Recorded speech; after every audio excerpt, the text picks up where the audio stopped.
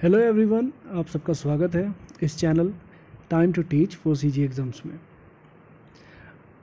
आप सब इस चैनल से जुड़े हैं और आप तक अगर ये वीडियो पहुंची है तो डेफ़िनेटली इस चैनल को सब्सक्राइब करें ताकि आगे आने वाली और इन्फॉर्मेशनल और एजुकेशनल वीडियोस आप तक पहुंचे।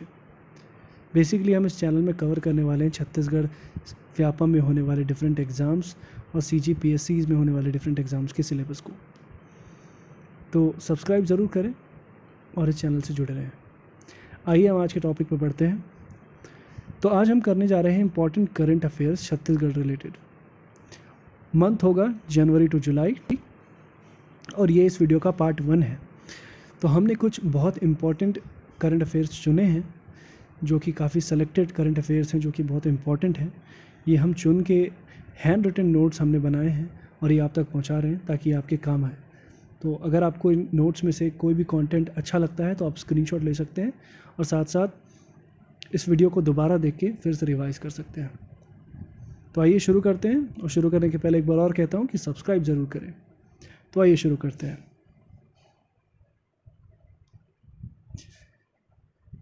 सबसे पहली चीज़ हम देखने वाले हैं कि छत्तीसगढ़ में धान रिलेटेड क्वेश्चंस क्या होते हैं, धान खरीदी रिलेटेड क्वेश्चंस क्या होते हैं। तो धान खरीदी का वित्तीय वर्ष 2021 और 22 कब से कब तक था। तो ये जो धान खरीदी का वित्तीय वर्ष था वो 1 दिसंबर 2021 से लेके 7 फरवरी 2022 तक था।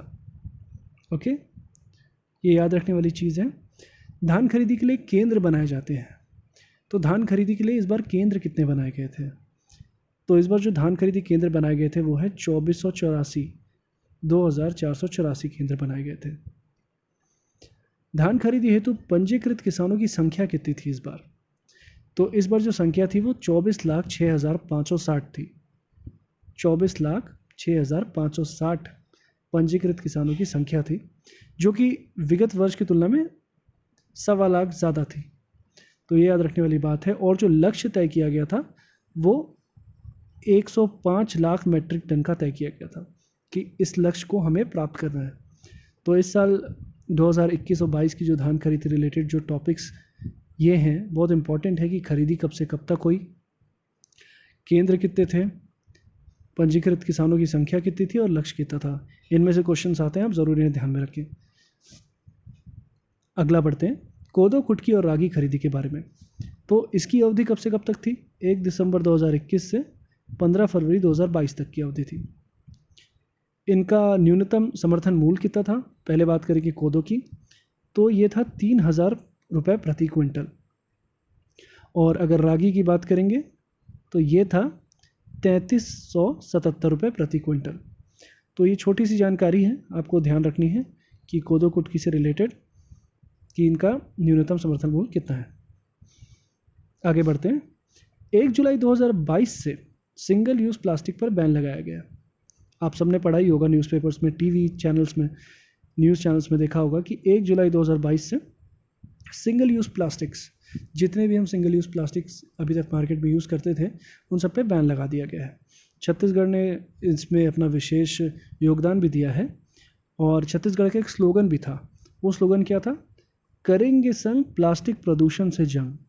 ये बहुत इंपॉर्टेंट है, आपको ध्यान रखने वाली चीज़ें। क्वेश्चंस आते हैं, ऐसे क्वेश्चंस बनते हैं। तो स्लोगन जो था वो था करेंगे संग प्लास्टिक प्रदूषण से जंग। और एक इंपॉर्टेंट डेट याद रखनी है इससे रिलेटेड, प्लास्टिक बैन से 1 जुलाई 2022। Okay, moving on. अब बात कर लेते हैं छत्तीसगढ़ के नए 5 जिलों के गठन के बारे में। तो आप सबको पता ही है कि 5 नए जिले का गठन हुआ है और उनके नाम हैं खैरागढ़, गंडई, सारंगढ़, बिलाईगढ़, सक्ती, मनेन्द्रगढ़, चिरमिरी, भरतपुर, मोहला, मानपुर, अंबागढ़। तो ये 5 नए ज़िले हैं जिनका गठन हुआ है, जिनके नोटिफिकेशंस भी आए हुए थे। खैरागढ़ गंडई 18 अप्रैल 2022, सारंगढ़ बिलाईगढ़ 20 अक्टूबर 2021, सक्ती 20 अक्टूबर 2021, मनेन्द्रगढ़, चिरमिरी, भरतपुर 21 नवंबर 2021, माहौला, मानपुर, अंबागढ़ 20 अक्टूबर 2021। तो इन डेट्स पे नोटिफिकेशन आया हुआ था कि 5 नए ज़िले तैयार होने वाले हैं, 5 नए ज़िले अब और जुड़ने वाले हैं। अब बात करते हैं कि इनके इनॉग्रेशन की एक्सपेक्टेड डेट क्या रखी गई है।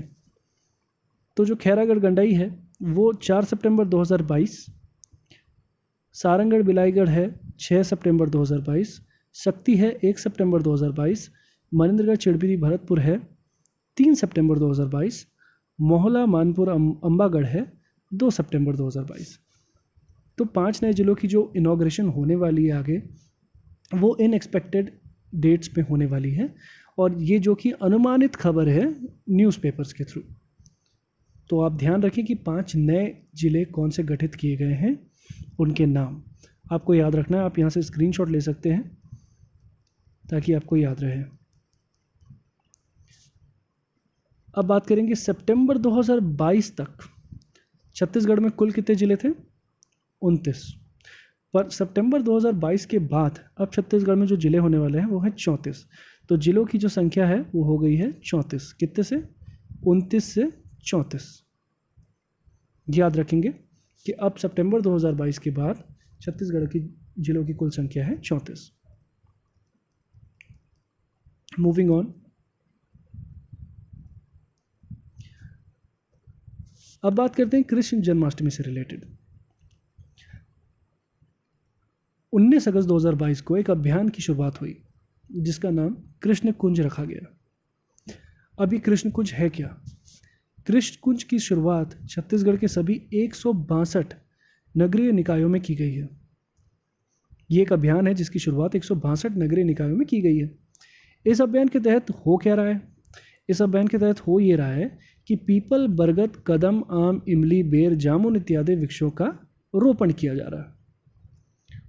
तो इस अभियान के तहत जो कि कृष्ण कुंज है उसके तहत पीपल, बरगद, आम, इमली, बेर, कदम, इन सब पेड़ों का रोपण किया जा रहा है। तो इसकी शुरुआत माननीय मुख्यमंत्री भूपेश बघेल द्वारा तेली बांध रायपुर में कदम का पेड़ लगाकर की गई। याद रखने वाली चीज़ है कि माननीय मुख्यमंत्री भूपेश बघेल के द्वारा तेली बांधा रायपुर में कदम का पेड़ लगा के इस अभियान की शुरुआत की गई। ठीक है, आप इसे याद रखेंगे। और हर एक अभियान का एक उद्देश्य होता है, तो इस अभियान का भी एक उद्देश्य है कि उसका उद्देश्य यह है कि शहरी वातावरण को शुद्ध रखने एवं सांस्कृतिक महत्व के पेड़ों को सहेजने की शुरुआत है। तो छत्तीसगढ़ सरकार द्वारा ये एक अच्छी पहल है जहाँ पे वो हमारे जो पुराने पेड़ हैं, सांस्कृतिक पेड़ हैं, उनको सहेजे रखने के लिए एक अभियान की शुरुआत की गई है जिसका नाम है कृष्ण कुंज। और ये जो आगे आने वाली पीढ़ी है उसके लिए भी लाभदायक हो, इनका ये भी एक उद्देश्य है। तो याद रखेंगे कृष्ण कुंज एक अभियान है जिसका मकसद है सांस्कृतिक पेड़ों का संरक्षण और रोपण करना। आगे बढ़ते हैं। मध्य क्षेत्रीय परिषद की बैठक। मध्य क्षेत्रीय परिषद की जो बैठक इस बार हुई है वो 23 अगस्त 2022 को हुई है। कहाँ हुई है? भोपाल में हुई है, जिसके तहत रायपुर विमानतल में कार्गो हब बनाने की सहमति मिली है। तो कार्गो हब बनाने की सहमति हमें मिल गई है मंत्री क्षेत्रीय परिषद की बैठक में, जो कि 23 अगस्त 2022 को हुई थी भोपाल में। याद रखेंगे। ओके, राष्ट्रीय जनजातीय साहित्य महोत्सव ये कब हुआ है? तो राष्ट्रीय जनजातीय साहित्य महोत्सव का आरंभ हुआ है 19 से 21 अप्रैल 2022 तक। कहाँ पे आयोजित हुआ है? तो ये याद रखेंगे, रायपुर में आयोजित हुआ है। Okay, moving on. छत्तीसगढ़ के प्रथम सीवरेज ट्रीटमेंट प्लांट का लोकार्पण जगदलपुर बालीकोटा में हुआ है। कब हुआ है? 25 जनवरी 2022 को। तो छत्तीसगढ़ में प्रथम, यहाँ पे ध्यान देने वाली बात है कि ये छत्तीसगढ़ का प्रथम सीवरेज ट्रीटमेंट प्लांट है। तो इसका जो लोकार्पण हुआ है वो जगदलपुर में हुआ है। कहाँ पे? बालीकोटा। और कब हुआ है? 25 जनवरी 2022 को। तो याद रखेंगे, ये बहुत इससे क्वेश्चंस आते हैं, कई बार आपको ध्यान देना ज़रूरी है डेट को और जगह को। और जहाँ ये प्रथम आया उसे तो आप बिल्कुल ध्यान दें। Moving on. छत्तीसगढ़ रोजगार मिशन कब प्रारंभ हुआ है? सबसे पहली चीज़ आपको याद रखनी है कि छत्तीसगढ़ रोजगार मिशन, ये बिल्कुल याद रखना है। ये प्रारंभ कब हुआ है? ये हुआ जनवरी 2022 में प्रारंभ हुआ है। ठीक है। अब ये जो रोजगार मिशन है इसके अध्यक्ष कौन है? इसके अध्यक्ष हैं हमारे माननीय सीएम मिस्टर भूपेश बघेल, और कार्यकारी अध्यक्ष कौन है?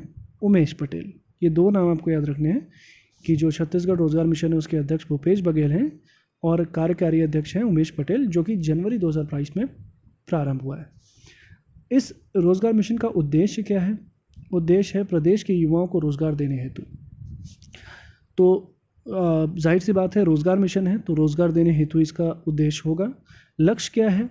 अगले 5 वर्ष में 12 से 15 लाख रोजगार का सृजन करना। तो इसका जो लक्ष्य है वो अगले 5 आने वाले सालों में 12 से 15 लाख रोजगार जनरेट करना है। तो छत्तीसगढ़ रोजगार मिशन का जो लक्ष्य है और उद्देश्य है, बिल्कुल आप ध्यान दें और यहाँ पे आप स्क्रीनशॉट ले सकते हैं ताकि आपको ये याद रहे।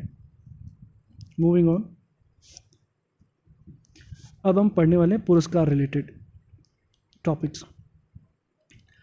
तो राष्ट्रीय पंचायत पुरस्कार ये कब दिया गया या ये कब आयोजित किया गया? ये हुआ 24 अप्रैल 2022 को।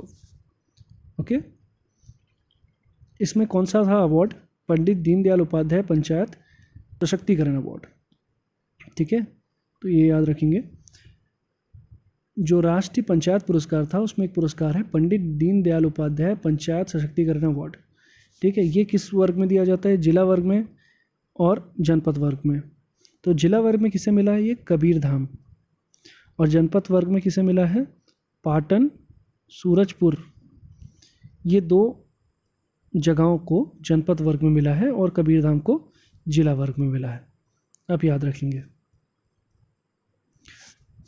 आगे बढ़ते हैं। पंडवानी गायिका तीजन बाई को मध्य प्रदेश के राज्यपाल, जो कि राज्यपाल कौन है वहाँ पे? गंगूबाई पटेल। क्या मिला है? Champion of change award. तो किसको मिला है? पंडवानी गायिका तीजन बाई को मध्य प्रदेश के राज्यपाल, जिनका नाम है गंगूभाई पटेल, कौन सा अवार्ड दिया गया है? चैंपियन ऑफ चेंज अवार्ड, ये मिला है। अब इसमें जो विशेष तथ्य है उनके बारे में जान लेते हैं। तीजन बाई यह अवार्ड प्राप्त करने वाली तीसरी व्यक्ति हैं। तो तीजन बाई यह अवार्ड प्राप्त करने वाली तीसरी व्यक्ति हैं। बहुत ज़रूरी क्वेश्चन बन सकता है इससे कि यह अवार्ड प्राप्त करने वाली तीसरी व्यक्ति कौन है? तो तीजन बाई हैं। इसके पूर्व प्रणब मुखर्जी व वेंकैया नायडू ने यह अवार्ड प्राप्त किया है। तो आपको याद रखना है कि इसके पूर्व भी किसने ये अवार्ड प्राप्त किया है? तो प्रणब मुखर्जी, वेंकैया नायडू ने प्राप्त किया है। तीजन बाई को यह अवार्ड उनकी पंडवानी कला को समाज में जन जागृत करने हेतु प्रदान किया गया है। तो तीजन बाई अब जैसे जानते हैं पंडवानी गायिका हैं। तो तीजन बाई द्वारा मध्य प्रदेश समेत देश के सभी ग्रामीण अंचल में पंडवानी कला का प्रदर्शन किया गया है। तो तीजन बाई द्वारा हर एक प्रदेश में, कहा जाए कि हर एक प्रदेश में, भारत के हर एक प्रदेशों में पंडवानी गायिका का प्रदर्शन किया गया है। यहाँ तक कि भारत में ही नहीं, भारत के बाहर विदेशों में भी कई जगहों पे तीजन बाई अपने कला को दिखा चुकी हैं और छत्तीसगढ़ का नाम रोशन कर चुकी हैं। तो आपको ये चीज़ें पता होनी चाहिए कि तीजन बाई कौन से कला से जुड़ी हुई हैं। वो पंडवानी गायिका हैं और उन्हें हाल ही में चैंपियन ऑफ चेंज अवार्ड मिला है। कहाँ से मिला है? मध्य प्रदेश के राज्यपाल के हाथों मिला है, जिनका नाम है गंगूभाई पटेल। ठीक है, तो ये सारी चीज़ें आप याद रखें और इस स्लाइड की आप स्क्रीनशॉट भी ले सकते हैं अभी। Okay, so that's it for today. आज के लिए हमने जो इम्पोर्टेंट टॉपिक्स रखे थे थोड़े कम रखे थे, जस्ट बिकॉज ये हमारी पहली वीडियो है। और ऐसे ही इम्पॉर्टेंट टॉपिक्स को हम आप तक लाएंगे, ऐसे इंपॉर्टेंट टॉपिक्स को हम आपसे शेयर करेंगे और ये आपके एग्ज़ाम्स के लिए बहुत हेल्पफुल होने वाली है। जो भी आपको लगता है कि आप हमारे जो हैंड रिटन नोट्स हैं, जो आपको लगता है कि इंपॉर्टेंट है, आप उसके स्क्रीनशॉट ले सकते हैं, उसे फिर से वापस से स्टडी कर सकते हैं और एक बार आप फिर वीडियोज़ में आके जो भी आपको देखना है फिर से देख सकते हैं। तो आप हमारे चैनल से जुड़े रहिए, इसे सब्सक्राइब करें और इसे सब्सक्राइब करके इस चैनल के आने वाले हर एक वीडियोज़ को आप गो थ्रू करें ताकि आपको एग्ज़ाम्स में ये हेल्पफुल हो। हम बड़े ही सिंपल और सरल तरीके से आपको पढ़ाने की कोशिश करेंगे। हम और भी कंटेंट लेके आएंगे। ये तो करंट अफेयर्स थे, हम हिस्ट्री, ज्योग्राफी और सारे रिलेटेड सारे टॉपिक्स और सारे सिलेबस को कवर करने वाले हैं। तो आप हमसे जुड़े रहें, आप हमारे चैनल को सब्सक्राइब करें। एक बार और इस चैनल पे आने के लिए और वीडियो देखने के लिए थैंक यू सो मच।